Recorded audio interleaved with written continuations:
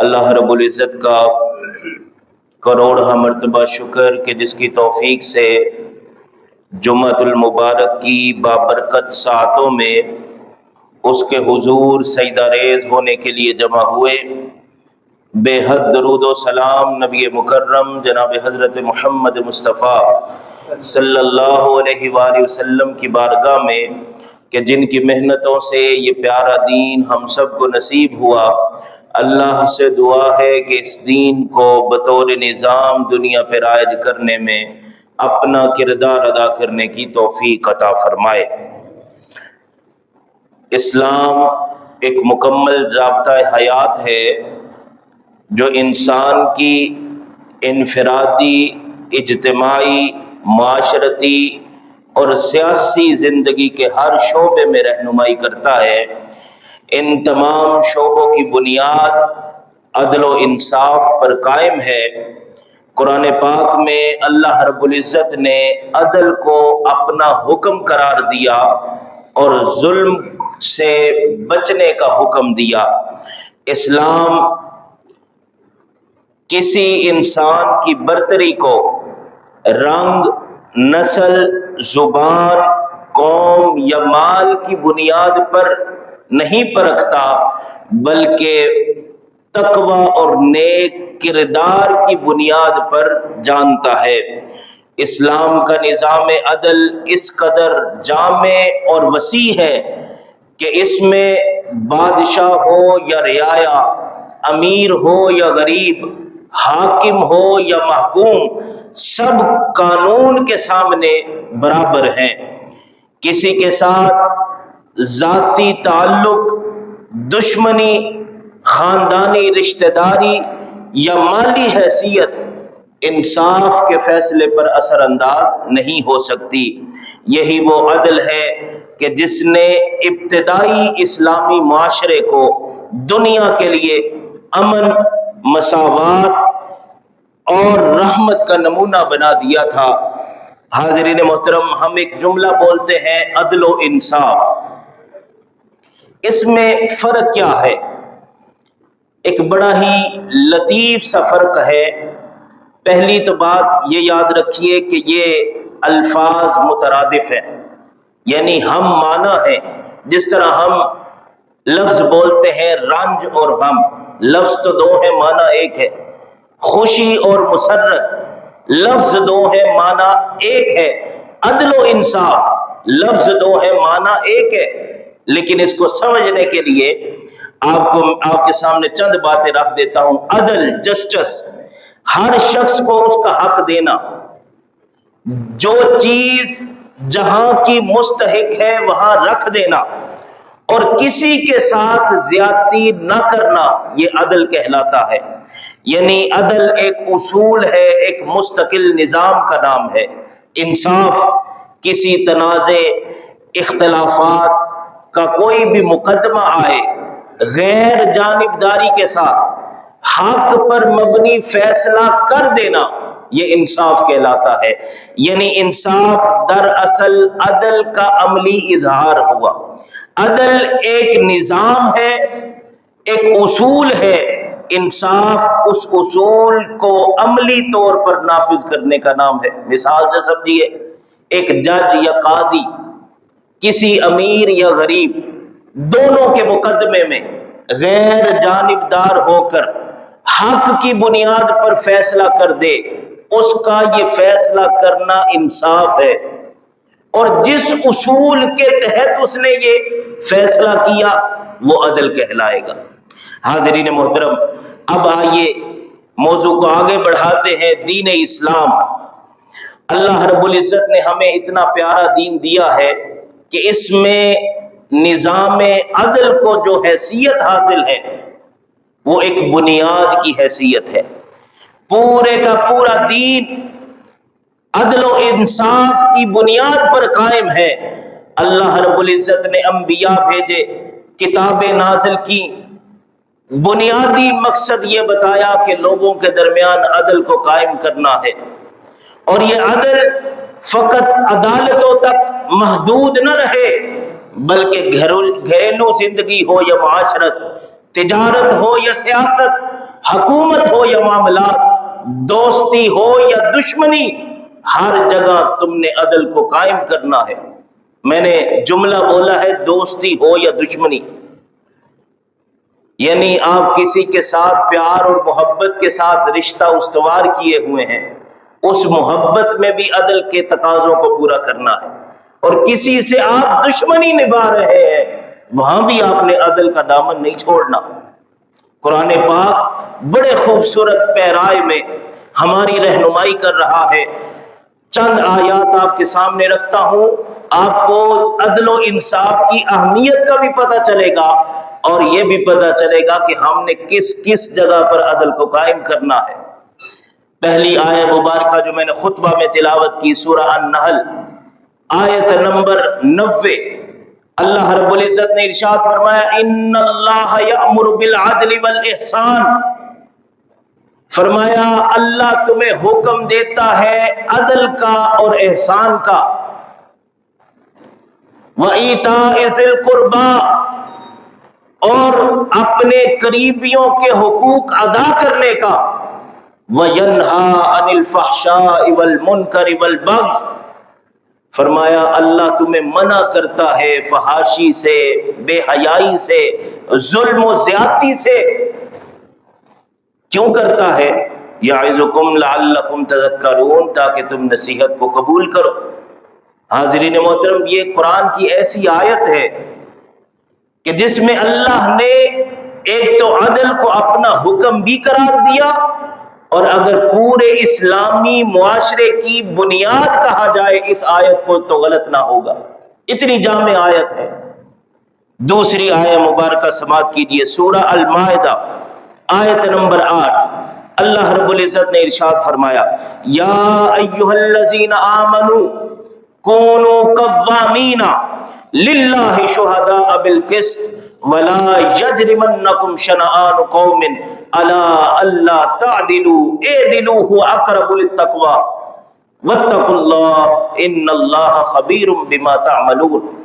فرمایا اے ایمان والو، یہاں بھی خطاب ایمان والوں کو، فرمایا خود بھی مضبوطی کے ساتھ انصاف پر قائم رہو، اور کسی قوم کی دشمنی تمہیں اس بات پر مجبور نہ کرے کہ تم انصاف کرنا چھوڑ دو۔ میں نے پہلے جملہ دہرایا، دوستی ہو یا دشمنی، قرآن کیا رہنمائی کر رہا ہے؟ فرمایا کسی قوم کی دشمنی تمہیں اس بات پر مجبور نہ کرے کہ تم انصاف کرنا چھوڑ دو۔ اے دلو، پھر حکم دیا انصاف کرو، وہ اقرب للتقوی، یہ تقوی کے زیادہ قریب ہے، واتقوا اللہ، اور اللہ سے ڈر جاؤ، ان اللہ خبیر بما تعملون، اللہ تمہارے اعمال سے بڑا باخبر ہے۔ تیسری آیت سنیے، سورہ النساء آیت نمبر 35، فرمایا یا ایھا الذین آمنوا کونوا قوامین بالقسط شہداء للہ ولو علی انفسکم او الوالدین والاقربین۔ یہاں بھی خطاب ایمان والوں سے کیا جا رہا ہے، اے ایمان والو مضبوطی کے ساتھ انصاف پر قائم رہو، اور اللہ کے لیے گواہی دو سچی سچی، اگرچہ وہ تمہارے اپنے والدین یا قریبی رشتہ داروں کے خلاف ہی کیوں نہ ہو۔ اب ذرا غور کیجئے کہ یہاں پر وہ رشتے گنوائے جا رہے ہیں جو صرف قریبی نہیں بلکہ احترام کے قابل ہیں۔ والدین کے احترام کی بات کرو تو اللہ رب العزت نے قرآن میں جہاں اپنی توحید کا ذکر کیا وہاں والدین کے ساتھ احسان کا ذکر کیا۔ اتنی اہمیت کا حامل رشتہ، فرمایا تمہارے قریبی ہوں، تمہارے ماں باپ ہوں، جو اہمیت کے نہیں بلکہ احترام کے قابل بھی ہیں، لیکن انصاف کو قائم کرنے کی بات آ جائے، عدل کو قائم کرنے کی بات آ جائے تو یہ رشتے پیچھے ہو جائیں گے۔ اللہ کے قانون کی بالادستی کے لیے، انصاف کو قائم کرنے کے لیے ان رشتوں کی قربانی بھی دی جا سکتی۔ اب 3 آیات آپ کے سامنے پڑھی، آپ نے دیکھا کہ اللہ رب العزت نے ایک تو اپنے اس عدل کو اپنا حکم قرار دیا، معاشرے کی بنیاد قرار دیا، فرمایا دوستی ہو یا دشمنی، قریبی ہو یا کوئی بھی قابل احترام رشتہ، حتیٰ کہ اپنی جان ہی کیوں نہ ہو، فرمایا کسی چیز کی پرواہ نہ کرنا۔ اگر تم معاشرے میں انصاف چاہتے ہو تو پھر ہر صورت میں، ہر قیمت میں تم نے عدل کو قائم کرنا۔ اب آئیے رسالت امام صلی اللہ علیہ وآلہ وسلم کی بارگاہ میں چلتے ہیں کہ نبی کریم صلی اللہ علیہ وآلہ وسلم اس عدل و انصاف کی اہمیت کو کس طرح بیان کرتے ہیں۔ نبی کریم صلی اللہ علیہ وآلہ وسلم نے عادل حکمران کی جب بات کی، اس کی اہمیت کو بیان کیا، تو فرمایا روز قیامت اسے انعام کیا ملنے والا ہے۔ فرمایا 7 قسم کے لوگ وہ خوش نصیب ہوں گے جنہیں اللہ روز قیامت اپنے عرش کا سایہ عطا فرمائے گا۔ اس دن کوئی سایہ نہیں ہوگا سوائے اللہ کے عرش کے سائے کے۔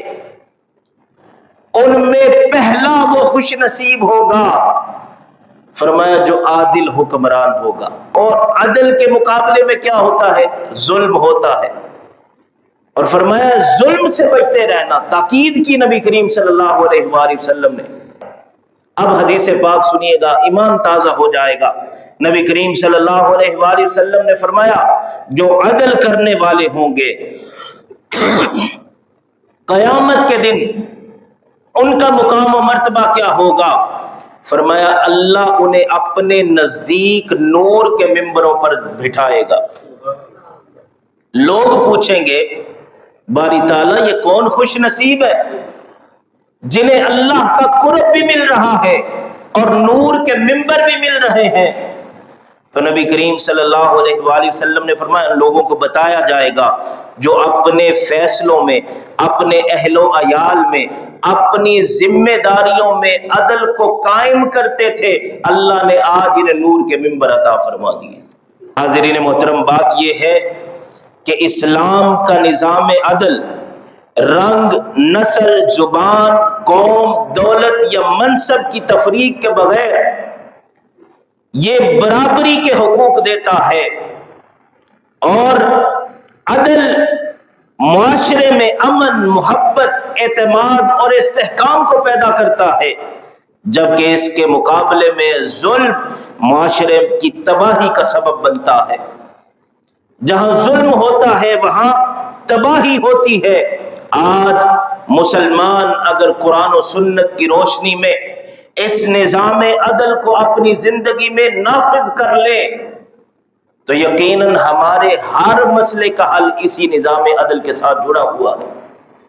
آج اگر ہم اپنے معاشرے میں غور و فکر کریں، اپنے زوال، پستی اور بے سکونی کی جو ہمیں سب سے بڑی وجہ نظر آتی ہے وہ نظام عدل سے دوری ہے، کیونکہ جہاں انصاف ختم ہو جاتا ہے وہاں ظلم ہوتا ہے، کرپشن ہوتی ہے، اقربا پروری ہوتی ہے، حق تلفی ہوتی ہے، اور وہاں پر نااہلی جنم لیتی ہے۔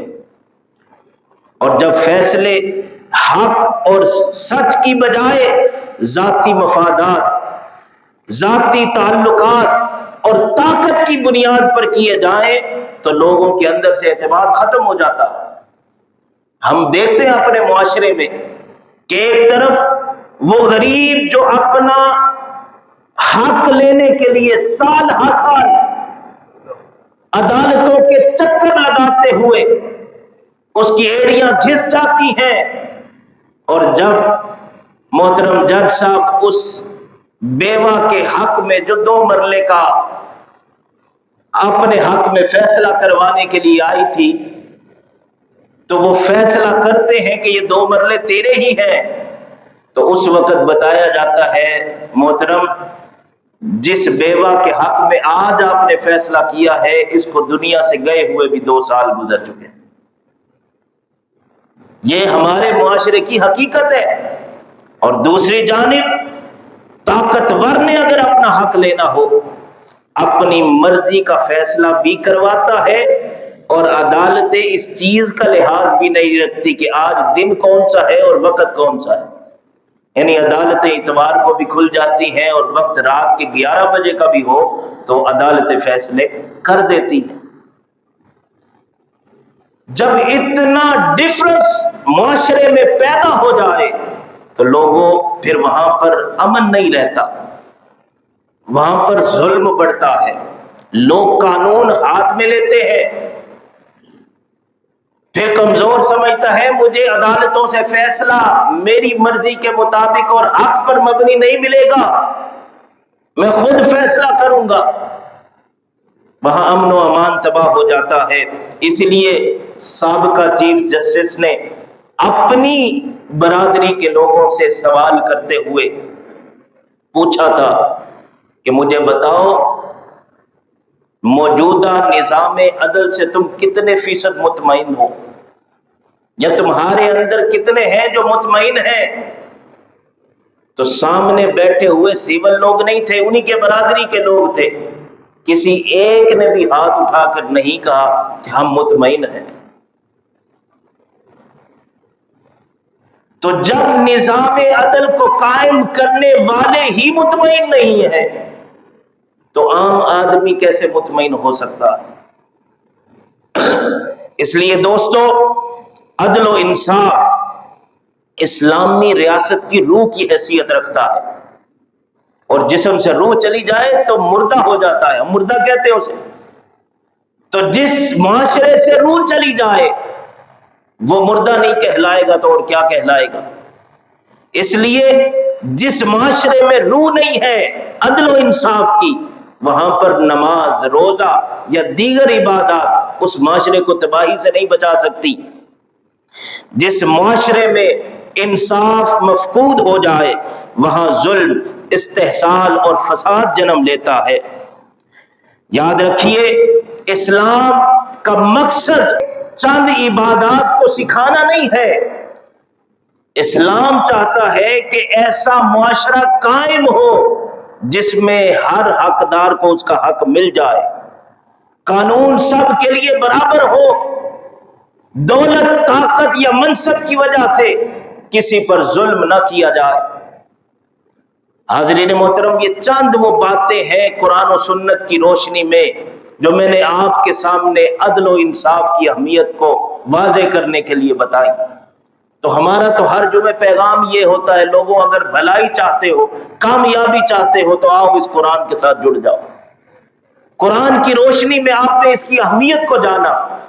آنے والے جمعے میں انشاءاللہ ہم اس کی عملی پریکٹیکلی مثالیں آپ کے سامنے رکھیں گے کہ رسالت مآب صلی اللہ علیہ وآلہ وسلم کے دور میں کیسے عدل کو قائم کیا گیا، خلفائے راشدین کے دور میں، بالخصوص جناب سیدنا عمر فاروق رضی اللہ تعالیٰ عنہ کا وہ عظیم الشان دور، اس میں پریکٹیکل مثالیں کیسی تھیں۔